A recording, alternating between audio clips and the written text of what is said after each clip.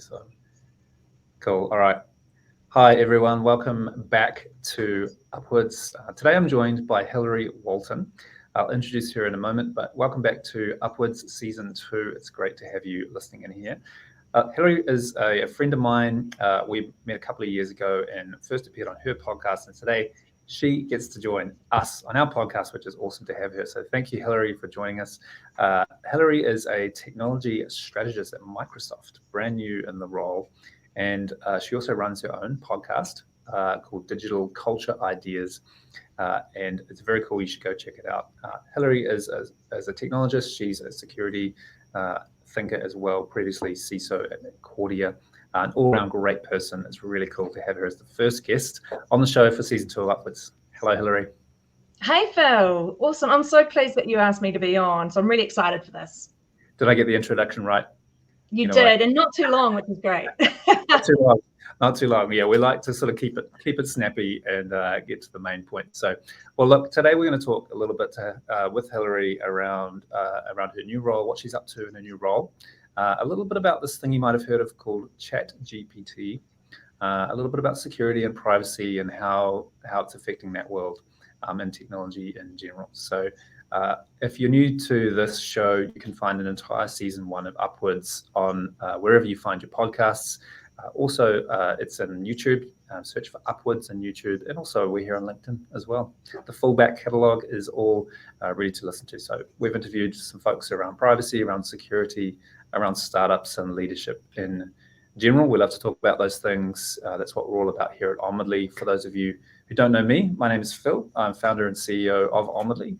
And we're basically turning regular, everyday folks into security and privacy superheroes. So we make software which makes it really accessible for people to roll out a complete security and privacy program in a box.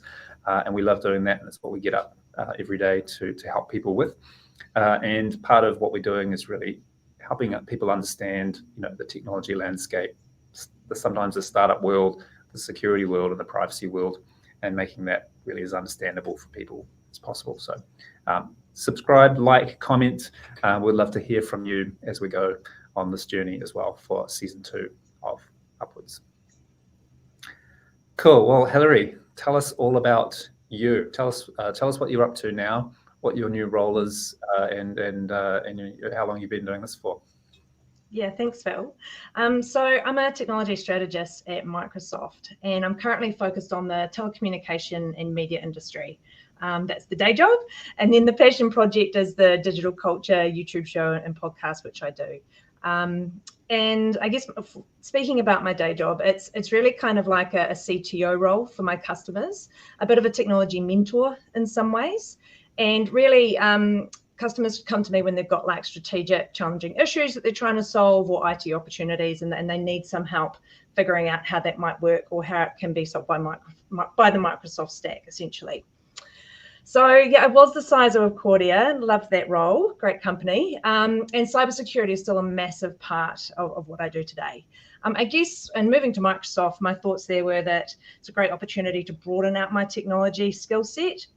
So it's absolutely cybersecurity. Cybersecurity is part of all technology, but it's also cloud and business applications, it's data and AI, and it's also looking at things like metaverse and things like that as well. And IoT, so it's really broad in terms of what I'm doing there. One of the reasons I was really interested in Microsoft was that it's a really fascinating company, and I have a really great love of learning, like lots of people do. And at Microsoft, there's lots of different avenues for learning that you would ever think possible. Like, for example, if you're interested in rockets and space, you can go over here and do that. If you're interested in science, it's over here. Like the learning is really kind of endless at Microsoft, and obviously it's got a big research engine behind it as well. So that really appealed.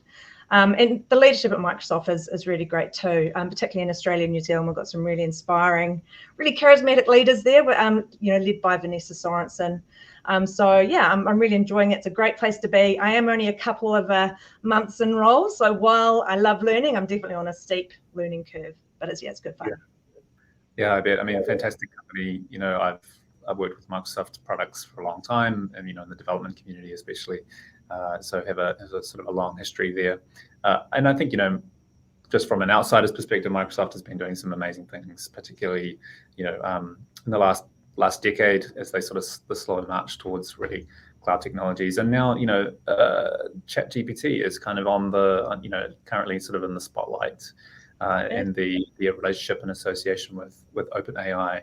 Really cool to see, and it feels very much like we're kind of in this new wave of technology that maybe you don't see come about until sort of every decade or even every couple of decades. Really, it's quite substantial. Do you want to talk a little bit about what this is and how this has kind of come into the consciousness and what we can kind of expect from this a bit? Yeah, I do. But I just want to caveat to front up that I'm not actually speaking on behalf of Microsoft today. But what I'd love to speak to is more generally about generative AI and yes, ChatGPT, which is Microsoft aligned. There's also Google Bard as well. So just to caveat everything, I'm not in the development team. I'm not across that, but I am very interested in technology. Hence why I really wanted to kind of speak to you on this topic and what it all means. So, and it has captured public consciousness, hasn't it? Like it's kind of exploded in the last few weeks. And I think it's kind of to what you mentioned before. So people have kind of seen this as a real technology sea change. It's like the tractor was for farming, or electricity, and even the internet itself.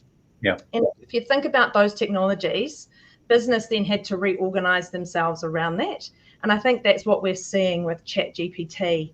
Is businesses and even individuals are starting to think about, how do I leverage this capability and adjust what I'm doing to kind of build in what this capability can help us with. So ChatGPT, it's a generative AI. So basically what that means is it uses human language models to create text. It's like with search engines, you could put a term into search and it would spit out some links that you then had to go read and digest. With ChatGPT, particularly as it gets combined with search more and more, what it means is you'll be able to have a conversation around that information and what it means. It's like you're talking to a robot that actually can explain things for you or answer other questions based on what you've already asked. So it kind of is pretty exciting. Have you used it much so far, Phil? Yeah, I've been playing around with it. It's pretty impressive, and what's amazing is it can obviously just make up answers out of thin air, in terms of what has in its own information sort of repository. But it's incredible because you can sort of give it information and then ask questions about that information as well. And I think that's quite amazing, right? And so you give it essentially an entire essay and then ask it some questions about that thing that you've already written, and that's really powerful because it understands it and it can pass it and actually make sense of something that already exists as well, which is pretty powerful. So yeah, it's very cool, and still feel like I haven't really hit. I've only really just scratched the surface, I think, in terms of its potential. No, well, I think what's happening is people are sort of learning how to use it. So just like when search engines came out, and we had to kind of really learn what search terms do I need to put in Google or Bing or whatever it was to generate the best information. I think people are doing the same with ChatGPT and that kind of generative AI as well. Like we're trying to work out what kind of terms or, kind of keywords do I need to put in to get the best answer back? Because I think while it's great, it offers you fairly, in some ways, quite generic information. Like it's information that needs meat around the bone, it needs context, it needs real life examples to be really meaningful. So this whole kind of this new interaction that we've got with artificial intelligence, which is exciting. Yeah, and I think you're exactly right in that it really has it scraped the web, sort of billions and billions of pages off the web, and sometimes the answers it gives you are a little bit generic and sometimes a little bit outdated, even in terms of perhaps the current practice. So I don't think it can be necessarily leaned on for always specific, highly relevant, up-to-date answers on exactly a narrow sort of particular topic at all times, but it can certainly provide you the basis for something to build on quite easily, like many technologies do. Yeah, exactly. But the use cases are pretty astounding. So if you think about in your everyday life, we think of things like it can basically become your personal assistant, looking across your diary and pulling out the really important things that you've got to do that day and letting you know what else you might have to prep around that. Education, so it can help really personalize your education in terms of you can inquire within the AI to get more information about things that you need to know about. Even mental health and things like that. Like there's quite a lot of use cases in terms of providing people with the right resources to help with their mental health. And even content creation, we're seeing a lot of that as well, you know, helping people write articles or blogs or whatever it might be.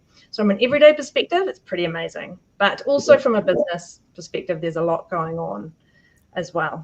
Yeah, and I think we haven't really even seen the app, you know, we've only just seen probably half, you know, less than 1% of the applications that can be really truly used for in that sense of using information you already have, but also then generating new things. You know, it's quite specific. I think, you know, when it was a bit like, we know when the next generation of search came along, you know, instead of, you know, if you typed something, instead of just getting a bunch of garbage results, you got like something quite specific, and it had that same feeling of like, you know, I think one of the sort of throwaway questions I asked it was to write me a haiku about road cones. You know, in the first instance, I was like, there's no way this is going to work. And sure enough, it just wrote this like amazing haiku about road cones. And I was like, that's pretty scary. You know, that's how does it even know how to do that? And you know, where you can ask it to write things in the voices and certain tones of like, you know, styles, which is quite amazing as well. So I think it's jokes as well. Yeah, it's really captivating, you know, and you know, those technologies are sort of extending to images, obviously, as well. You can generate some amazing things, but even videos and sound and things like that as well. So that is coming, which is amazing. And wait till businesses actually start really using it on their own data sets. You know, for a lot of business at the moment, it's about doing more with less. That's kind of the thing we hear over and over again, particularly as, you know, potential economic changes happen and, you know, recessions and that kind of thing. How can we do more with less? Well, you know, this kind of AI could use the source of a knowledge source from within an organization to help people understand what processes to do, you know, how to do their job, so that when your very great talent leave the organization, there's actually still, you know, people can still function, processes can still follow, because, you know, they're using the knowledge that's already there. And or even in businesses with like customer service, you know, 24 hours, 7 days a week, you know, actually speaking to an AI who's not just giving you a pre-done, you know, set of text, but actually you can inquire and go further with it. That's super helpful in terms of customer service. So yeah, indeed. You know, I can imagine, you know, for example, internal policies. It's like, what's our policy on this, and it can look at a bunch of information and give you a really succinct, summarized answer that's actually reasonably accurate in terms of. And wouldn't that be great? Like, even if you think from a security perspective, tell me about, you know, how I need to safely handle my device. Well, what's our password policy? Oh, okay. What should I be using for this? Absolutely. I think those are really cool, because those are well documented. They, you know, they're often documented things that are just out of sight of people. They're often hard to kind of find or pass. But if you can ask a question, it returns you a really, you know, nice summarized kind of succinct answer that can be would be pretty awesome. For sure. Absolutely. And one day, you know, very soon, you might have sort of ChatGPT technology in Onwardly somehow. That it, indeed. You know, well, look, you know, better and brighter and easier to use. Exactly. Already thinking about it. Already thinking about it pretty hard. So I think a lot of people are looking at ways they can deliver something in their product, and we're thinking about how we can, you know, we can use that technology to make the lives of our customers easier and to bring sort of, you know, more accessibility to people as well. So translating into different languages. Watch this space. Indeed. And look, the commercial API is now available as well. So it's you know, it's pretty reasonably cost effective to get started, particularly at low volumes as well. Just checking that out myself on the OpenAI website. It's pretty reasonable to get started. So we're looking at that pretty closely. What are some other, you know, what are some other things that we've seen, that you've seen in kind of in the wild, you know, users of this, or even potential ideas? For other use cases, you mean? Yeah, for AI in general. It doesn't need to be ChatGPT, but, you know, you talked about sort of so I think another big use case is around HR and recruitment. You know, there's processes there that can be, automated, so that, and there's sort of, questions that employees might have that can then basically, take away that time from, an HR person, and have kind of the AI doing that work as well, but still giving really good information to the employees. Yeah. Marketing and sales, if you think of what has to be done there in terms of generating content or proposals and RFIs, or even just analysing the customer database to find out who's buying what and at what times of the day, and that kind of thing. Like it's really all-encompassing. I could even see it, in the context of asking specific questions about a customer's own data in the form of a help desk. Say, oh, it looks like we've asked it about your current data set and it's showing this, or even reflecting that back to the customer themselves, but could be quite useful even from a support desk agent. To sort of derive intelligent sort of things out of a customer situation, so that it can make life easier for them as well, could be pretty cool. Talking a little bit, sort of moving on into sort of security and privacy. There are lots of sort of implications for this. There's lots of potential really amazing things we could do here, but there's some things we should sort of keep in mind and be a little bit skeptical or wary about. Just sometimes these technologies can be used a little bit nefariously. So what are your thoughts on that? The things that we need to kind of watch out for when it comes to maybe just AI technologies in general? Yeah, because with great power comes great responsibility, and I think certainly there are security and privacy things that need to be considered. So what did I see in the news the other week? So you may have seen, for example, with ChatGPT and the use of that being taken up hugely. There was an article published recently about Amazon employees, and saying the company was basically saying, don't put our proprietary information into ChatGPT, because what they were seeing was that some of the confidential information that only the organization would know was starting to turn up in the ChatGPT engine. So there's kind of those kind of considerations. If people are doing RFPs, salespeople doing RFPs, well, you might not want to put the company name into ChatGPT if some of that is confidential as well. And in terms of cyber criminals, what we're seeing there is that, particularly when English isn't a first language for a cyber criminal, we're actually starting to see ChatGPT being used to create really realistic phishing emails. Makes sense, right? Because if it's making you and I more efficient, it can also make cyber criminals way more efficient as well. And even coming up with malicious codes and things like that can be kind of inserted into the emails. So there's a lot to consider in terms of privacy and security. And as companies look to potentially use their own data sets as well, which I think a lot will want to do, then things like the normal security stuff becomes really important. What's the data encryption? How are you, protecting that information? What kind of access control is there over that, and making sure that that's appropriate? Making sure that any, information is perhaps anonymized if it needs to be, so that, privacy can be withheld. And businesses are going to have to think about doing things like regular security assessments, potentially of their AI engines, to make sure that that it's addressing vulnerabilities, and also some human supervision of the AI is important as well, to make sure that it is doing only what you want it to do and not kind of anything else. And I think also, because it's humans right at the end of the day, employee training around AI and what it means and how to use it and how not to use it is going to be important. I see there being acceptable use of AI policies that will come out or form part of the usual kind of AUP policy that an organization has. So it's not without its, with opportunity, there are also challenges. But if you think about, like, for example, people can apply to use ChatGPT as part of Microsoft's Azure AI stack. And I don't know if you've completed that application or not, but it's not like all these security concerns are unknown to people. So in that application, for example, it's quite rigorous. It's not trivial kind of filling it out. And they're really trying to make sure that people are using it for the right purposes, that they're doing it responsibly. So, because AI is not a new thing. It didn't just occur or kind of happen a few weeks ago. It has been around for a while. So businesses, particularly like Microsoft, are taking this really seriously and wrapping on security controls around it. But as always, it'll be a shared responsibility model, and there'll be things that businesses have to do as well. Yeah, I think that's great. That's really well put.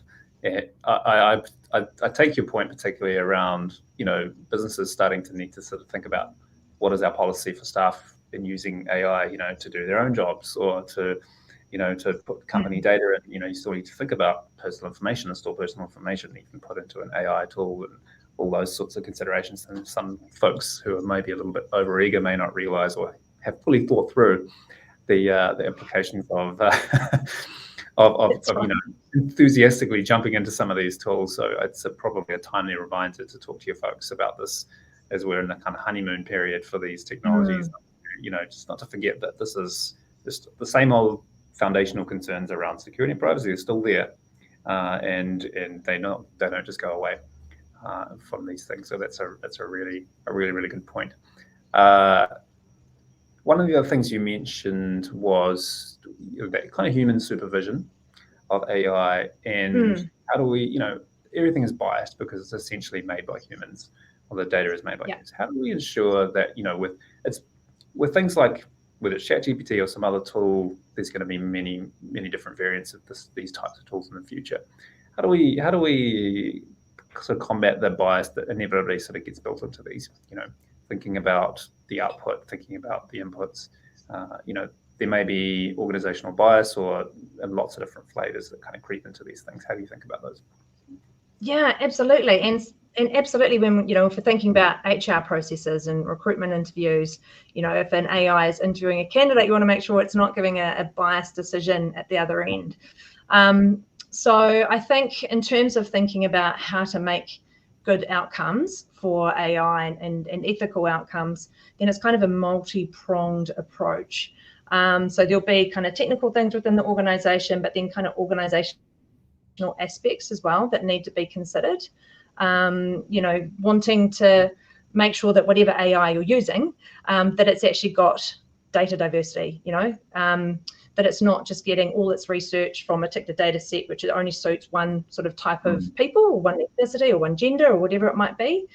Making sure that however the algorithm is running, and it is an algorithm at the end of the day, that it's a fair algorithm, that it also doesn't discriminate certain types of groups, and also making sure you understand how the algorithm is coming up with decisions. That's quite a big one as well. There'll be regular monitoring, there'll be that human oversight, which we talked about, and also making sure that, because at the end of the day, there's engagement with the end user as well, making sure that any concerns are, met by the different stakeholders of the AI, be it end users, the regulators, the general public. Those things are really important. So, for example, one thing that Microsoft is really big on in terms of AI is these 6 responsible AI principles. Things like fairness, things like reliability and safety, privacy and security, inclusiveness, transparency, and accountability, that whatever the AI is doing, it meets those principles. But they're just good principles for like business and everyday life, but making sure that those things are kind of baked in. That's what's going to help kind of reduce those biased answers that may pop up. Yeah, and it may take a little bit of time for people to sort of get used to thinking in that way as well. So it's really good to have those established more or less from the beginning. If people want to look those up, where's the easiest place to find those? Do we just search for something like Microsoft AI principles? Yeah, responsible artificial intelligence principles. Responsible artificial intelligence. Yeah. Cool. All right, we'll see if we can dig up a link to that and include it in the show notes, wherever those appear as well. Cool. I think that's a really good resource for people to have. I think like those people that are reviewing and monitoring the AI there should be some diversity in that as well, because otherwise it's easy to sort of confirm that these things just look and sound like me, when it's maybe not what we always want. It's a really good. Yeah. It's a really good. I think it's early days, isn't it? I think we've got some precedent on new technologies, and like you say, AI isn't brand new, but feels like this first time this is really starting to kind of enter this mainstream, to the point where it's a lot of businesses are going to be dealing with this. So, having good structures and principles and thinking in place like this will really help businesses navigate some of this world. no doubt you talk a little bit about this on your own podcast as well. Do you want to quickly mention sort of your own podcast, Digital Culture Ideas? Yeah, so Digital Culture Ideas. Basically, it's a podcast or YouTube show that sort of looks at how technology is changing the way we think, communicate, behave, interact. So it's really up ChatGPT's, alley because it is having such an impact on all of those things. Yeah. And it's as part of it, talk about emerging kind of technology and where it's going and what could happen. But I also just interview really interesting or inspiring people like yourself, Phil, on it, who have really good perspectives on that sort of thing as well.